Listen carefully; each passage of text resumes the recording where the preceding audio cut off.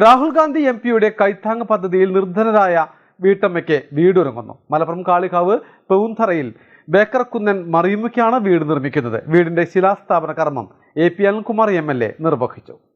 Piece public school Kottakkal, nurturing world class leaders.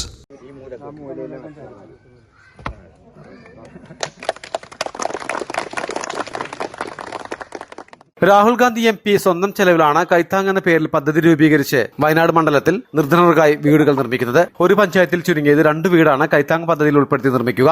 6 ലക്ഷം രൂപയാണ് ഓരോ വീടിനും രാഹുൽ ഗാന്ധി നൽകുന്നത്. അധികമായി വരുന്ന തുക പ്രാദേശിക കോൺഗ്രസ് കമ്മിറ്റികൾ ഏറ്റെടുത്ത് നൽകുമെന്ന് ജോജി K. അലക്സ് പറഞ്ഞു. പ്രിയങ്കരനായ രാഹുൽ ഗാന്ധി വയനാട് പാർലമെന്റ് മണ്ഡലത്തിലെ മുഴുവൻ പഞ്ചായത്തുകളിലും തീരെ അവശരായ നിലാരംബരായ ആളുകൾക്ക് വീട് വെച്ച് കൊടുത്തുകൊണ്ടിരിക്കുകയാണ്. ഇതിനകം പാർലമെന്റ് മണ്ഡലത്തിൽ നിരവധി വീടുകൾ അദ്ദേഹം മുൻകൈ എടുത്തുകൊണ്ട് കയറ്റുകയുണ്ടായി.